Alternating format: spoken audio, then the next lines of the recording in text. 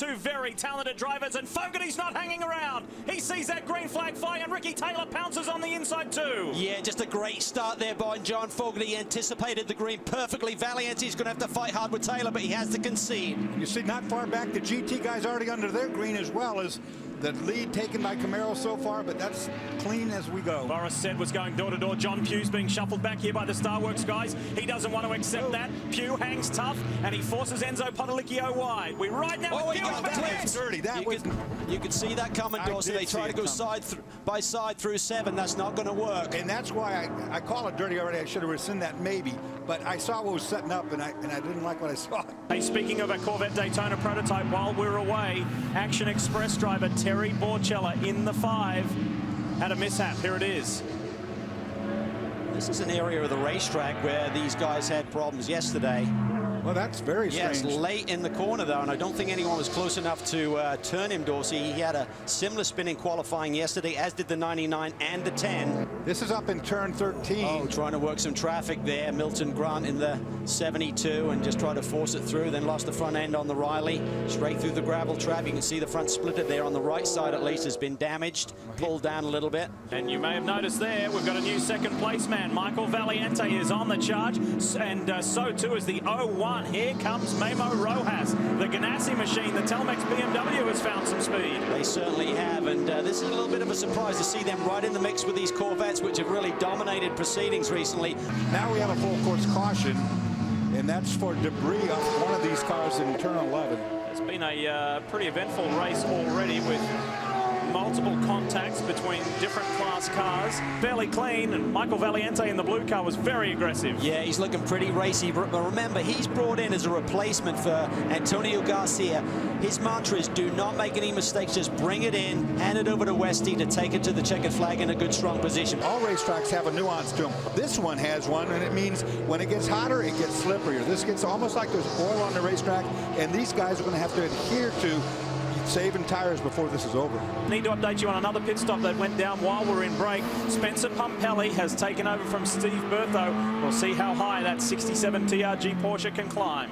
This is exactly the sort of performance this week and last week at Detroit in his opening stint that Michael Valiente needs. He needs to get back on the radar in this paddock. He went missing basically last year. He's got this opportunity, and he's grabbing it with both hands right now. Great performance today. While we're away, this man here was on a move. Terry Borchella with a pretty decisive move. Check this one out. This is tough here, coming through 8, he slides it down the inside of turn 9, and what you've got there now, those curves have been shaved down over the last few years. So it's Westbrook over Angelelli, over Scott Pruitt in that Telmex BMW Riley, then Joao Barbosa, our most recent race winner. And every one of these leaders are on pretty much the same strategy. Pruitt was the first to pit of the top 4 right now. That was 14 laps ago. Westbrook and Angelelli 11 laps ago. We saw that in replay on the same lap. Here comes Alex Gurney weaving by Patrick's teammate Joe Foster. And that is Jonathan Bomarito up ahead in the 70. There's been a pass for position right there. Bomarito taking that 8th spot away. Pruitt will have a rear view mirror full of the 9. Here comes Barbosa. Barbosa is coming, and Westy didn't get a good run through traffic there as it allowed Max Angelelli to close that gap on him a little bit. This is going to be a 4-car battle for the lead if we get any sort of traffic right now. Switching drivers from 5 to 9. Orban tries to look for the inside on Cameron. No chance. Oh, he nudges him. He nudges him, loosens him up. He's going to grab the position right there. Got in really deep there, down into turn 6, Dorsey. That was masterful. Let me tell you, that was just subtle and perfect to get the job done. Here they come, boys. 2nd, 3rd, 4th, etc. coming up the front straight. Westbrook will hold the lead, but it's going to be tight going up to the keyhole. Yeah, he won't have tire temporal pressure right now, so but a good clean stop. He really didn't get hurt. The couple of mistakes there was the delay on the right front, as Brian mentioned, and Westy had it in gear with the rear wheel spinning, so they couldn't even get the wheel gun on the rears until they made that communication with Westbrook to get his foot on the brake or get it out of gear. And if you are seeing right, you see the 9 ahead of the 5. Just 2 laps ago was the 5 ahead of the 9. Angelelli is in the orange car, the SunTrust livery Corvette. 9 is Barbosa, Pruitt in the Telmex BMW, the blue car, and Donahue 4th in the line. It's not as tight as what we will see here between Pruitt and Angelelli. Oh, look at this! Here comes Barbosa. That's gonna big touch. That was big contact. Around against Angelelli. I think he's got tired as he does. Right rear is flat. That wasn't contact. That was contact between Pruitt. Joao's gone as well. Barbosa spins as well. Also a flat tire. I'm sure Taylor cannot believe this. They are done. They're not going to get Full course back. caution. They're not going to make it back, or they're not going to win the race. All of a sudden, Scott Pruitt has a shot at winning this race.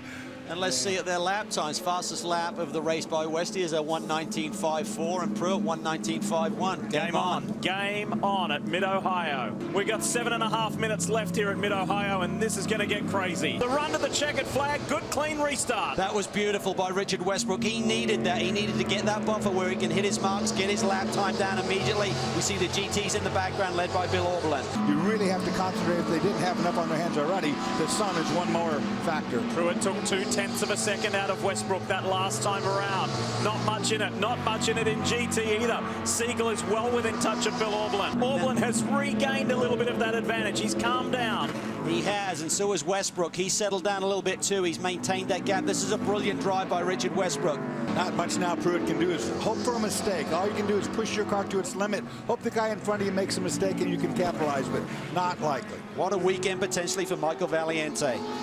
Continental Tire Sports Car Challenge race earlier today in the ST class won by him. Pruitt comes ever so close.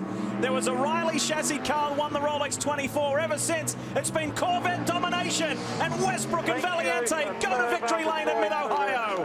What a day for the Daytona-based team. Troy Fliss and his group, superb performance, and in GT, Billy Oberlin, he won here in the BMW M6. They've yet to win here in this M3, and he's about a quarter of a lap away from celebrating with Paul Dall'Anna. Their last win came at Barber a year ago. They thought they could be strong here. The 50 pounds that was stripped from that car has paid dividends. Dall'Anna and Oberlin, they win it at Mid-Ohio in the Turner Motorsport BMW. Good work, really good work from those guys.